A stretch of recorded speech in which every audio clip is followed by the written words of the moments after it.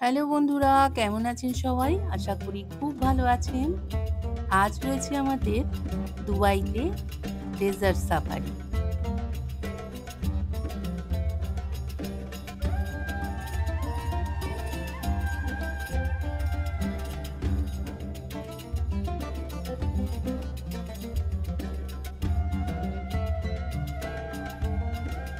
এছাড়াও আরব দেশের নানা রকম সাংস্কৃতিক অনুষ্ঠান দেখানো হয়েছিল, যেগুলো অপূর্ব সুন্দর লাগছিল। ডেজার্ট সাফারি প্যাকেজের মধ্যেই ছিল রাতের কমপ্লিমেন্টারি ডিনার, যেগুলো সব আরবিয়ান ডিশ ছিল। স্বাদও বেশ অপূর্ব ছিল। বিকেল ৩টের মধ্যেই আমাদের হোটেলের নিচেই গাড়ি চলে এসেছিল, ল্যান্ড ক্রুজার। তাতে করেই হবে আজকের আমাদের ডেজার্ট সাফারি।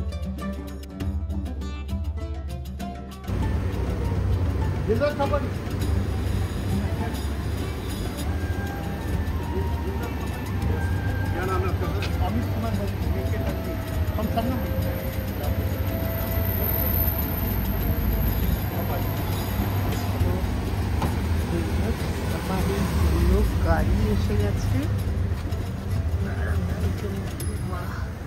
দেখো, এই ওপরে রয়েছে এইরকম পুরো হ্যান্ডেলের উপরে এরকম রয়েছে, পুরো হ্যান্ডেল ধরে নিতে হবে।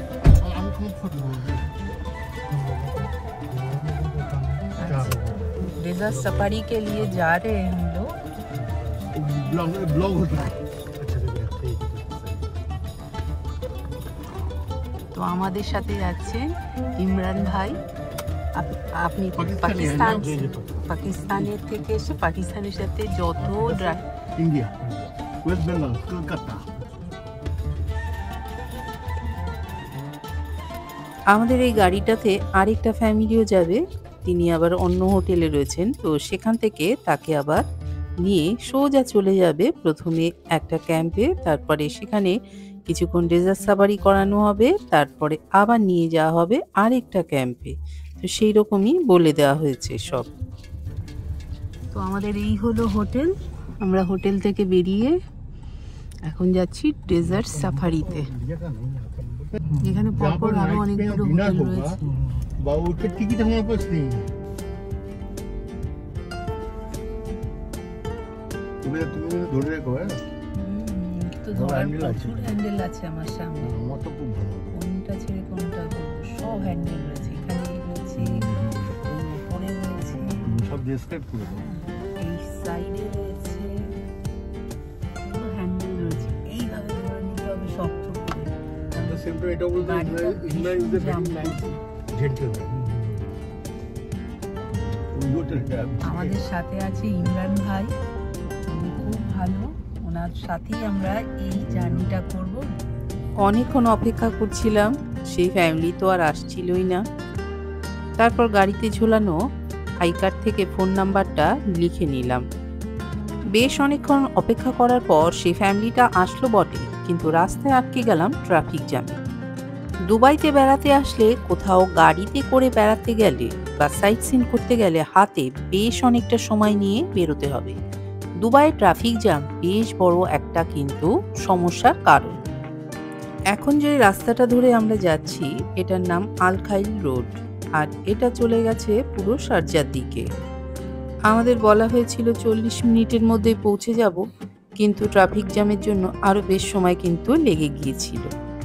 তাই ডেজার্ট সাফারি করতে হলে হাতে বেশ সময় নিয়ে কিন্তু বেরোতে হবে। এখানকার রাস্তা কিন্তু খুব ভালো, একে বলা হয় নিট অ্যান্ড ক্লিন। আর রাস্তার ট্রাফিক রুলস কিন্তু খুব মেনে চলতে হয়।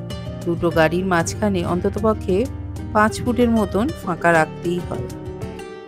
রাস্তার দুধারের এই সুন্দর ব্যবস্থা দেখে মুগ্ধ হয়ে গিয়েছিলাম। দূরে চোখে পড়ছিল দুবাই স্কাইলাইন, পাশেই চোখে পড়লো একটা প্রাইভেট ভিলা। জানতে পারলাম এগুলো সাধারণত ডাক্তার, ইঞ্জিনিয়ার কিংবা কোনো আর্কিটেকচার কিংবা কোনো শিল্পপতি এদেরই হয়ে থাকে। এই ব্যস্ততম রাস্তা পেরোনোর পর চোখে পড়ল একেবারেই ফাঁকা একটা রাস্তা, যেখানে রয়েছে দূরে একটা বালির পাহাড়। এটা কোনো জনবসতি এলাকা নয়। মানুষের সংখ্যা এখানে না থাকলেও পরিবেশকে বাঁচানোর জন্য গাছ লাগাতে কিন্তু মরুভূমিতে একদম ভোলা হচ্ছে না, আর সেগুলোকে সুন্দরভাবে যত্ন করে গুছিয়ে রাখারও চেষ্টা চলছে। যেখানে গাছ কেটে ফাঁকা করে দেয়া হচ্ছে, আর এখানে দু প্রান্তর মরুভূমিতে গাছ লাগিয়ে বোঝানো হচ্ছে আমরা পারলেও তোমরাও পারবে। এখানকার রাস্তা একবার তাকিয়ে দেখো, এত সুন্দর, এত স্মুথ। এখন এখানে গাড়ির স্পিড কত হতে পারে? 120, হ্যাঁ 120, 140 পর্যন্তও নাকি চলে যায়। এখানকার স্পিড লিমিট কিন্তু সেভাবেই করে রাখা হয়েছে। এরপরই চোখে পড়ল মরুভূমির মধ্যে সুন্দর একটা গার্ডেন। দেখো এত সুন্দরভাবে তৈরি করা হয়েছে, কি বলবো, না ভিডিও করলে তো বুঝতেই পারতাম না যে এত সুন্দর ব্যবস্থা। এরপরে চলে এলাম আমাদের প্রথম ক্যাম্পে, যেখানে বেশ খানিকক্ষণ সময় কিন্তু আমাদের এখানে কাটিয়েছিলাম। তো চলো ভেতরে যাই আর গিয়ে দেখি ভেতরে কি কি ব্যবস্থা রয়েছে। চলো চলে এসেছি আমরা।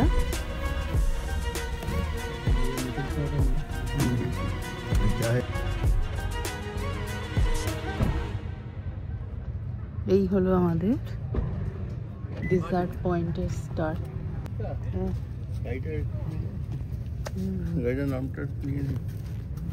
এই হলো আমাদের গাড়ি। এই গাড়ি করে আমরা এসেছি, আর এটা করেই আমরা যাব ডেজার্ট সাফারিতে।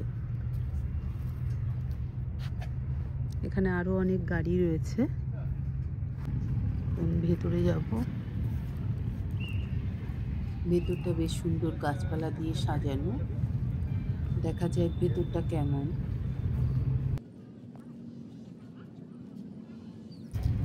ওই দেখো দূরে দেখা যাচ্ছে বালির উপর চালানোর জন্য ডিউন স্কুটার। এইসব গাড়ি করেও কিন্তু ডেজার্ট সাফারি করা হয়। এই গাড়িগুলোতে মোট 4 জন বসতে পারে। তো এখানে বেশ খাবারের কিছু স্টল রয়েছে। এখানে ভুট্টা থেকে শুরু করে আইসক্রিম সবই কিন্তু বিক্রি হচ্ছে।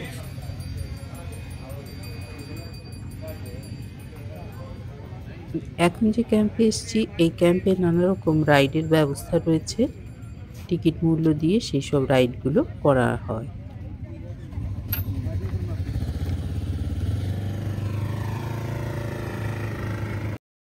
ওই যে দূরে দেখা যাচ্ছে টিকিট কাউন্টার, এখান থেকে টিকিট কেটে এইসব রাইডগুলো করার ব্যবস্থা রয়েছে।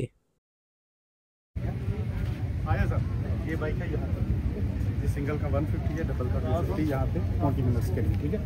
ये बाइक है बाहर के लिए, ठीक है। ये आप दोनों बैठ उधर नहीं कहीं भी बैठ सकते, मैं ले लूँगा।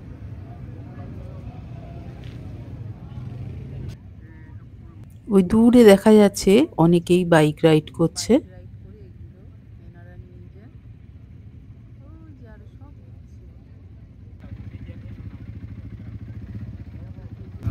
এই বাজ পাখি হাতে নিয়ে ফটো তুললে 20 দিরহাম লাগে। এছাড়া এখানে এসে দেখছি অনেকেই মাথায় রুমাল বাঁধছে, সেটা দেখতেও কিন্তু বেশ ভালো লাগছিল। সেটাকে আরবিয়া ভাষায় বলা হয় কুফিয়া। যারা বাইক রাইড করতে পছন্দ করে, আমার মনে এই জায়গাটা তাদের জন্য কিন্তু পছন্দ হবে। এখন যেহেতু সূর্য ডোবেনি, তাই এই জায়গাটাতে কিন্তু এখন বেশ গরম রয়েছে। আমরা একটু এয়ার কন্ডিশনিং যেখানে ঘর রয়েছে সেখানেই যাব। তার আগে একটু ঘুরে দেখে নিয়ে, এখনো প্রচুর লোক আসতে বাকি রয়েছে। চারপাশটা ঘুরে ঘুরে দেখছিলাম, এখনো অনেক গাড়ি আসা বাকি রয়েছে। সব গাড়ি একসাথেই নাকি ছাড়ে, তাই জন্য আমরা অপেক্ষা করছিলাম। আমরা এখন বসে আছি ডেজার্ট সাফারির জন্য, আর ডেজার্ট সাফারিতে করতে এসে কেমন অভিজ্ঞতা হয় সেটাও দেখাবো। আমি রাজস্থান ডেজার্টে গেছি এবং আজকে দুবাই ডেজার্টে আসলাম। এখানে heaven and hell different. Dubai desert really beautiful এবং খুবই আমার ভালো লাগছে। তো এখানে অনেক ফেসিলিটি আছে, যেটা রাজস্থান ডেজার্টে আই লাইক ভেরি মাচ। আমার মনে হয় যে যারা ডেজার্ট আসেনি তারা কিন্তু দুবাই ড্রেসার্স আসলে তাদের খুব ভালো লাগবে। শুধু যে আমাদের গাড়িটা একা চলে যাবে তা না, আমাদের পিছিয়ে আমাদের আগে পিছিয়ে প্রচুর গাড়ি থাকবে, তো সবাইকে একটা গ্রুপে যেতে হয়। তাই জন্য আমরা এখানে অপেক্ষা করছি, আরও অনেক গাড়ি আসবে, অনেক টুরিস্ট আসবে, সবাই একসাথে সেই সাফারিতে যাব।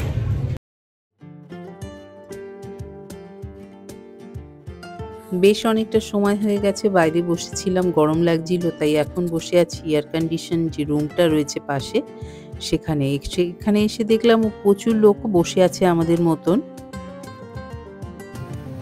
ভেতরে বেশ খানিক্ষণ বসার পর বাইরে বেরিয়ে এসে দেখলাম গরমটাও কমে গেছে আর প্রচুর টুরিস্টও এসছে।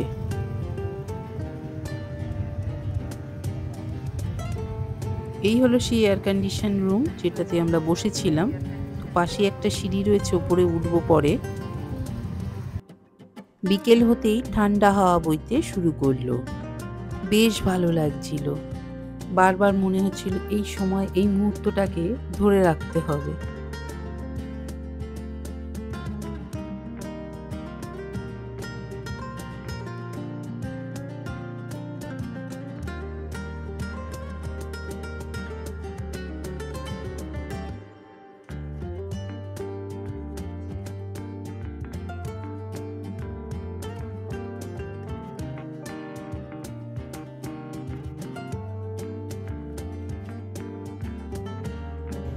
বিকেল যত বাড়তে শুরু করলো, হাওয়ার দাপটও কিন্তু ততটাই বাড়তে শুরু করলো।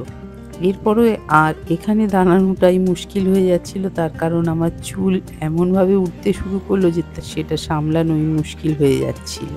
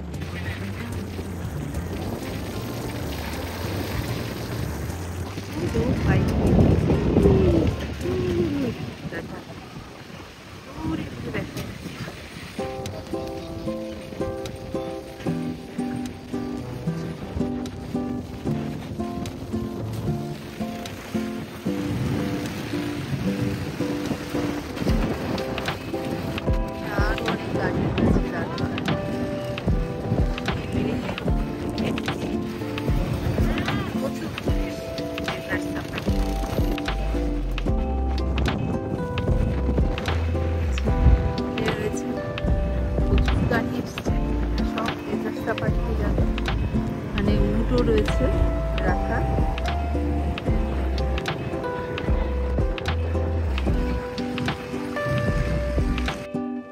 এরপরে আমাদের ড্রাইভার ভাই আমাদেরকে ডাকতে এলেন যে নাম্বার চলে এসছে ডেজার্ট সাফারির জন্য, সেখানে আমাদেরকে যেতে হবে।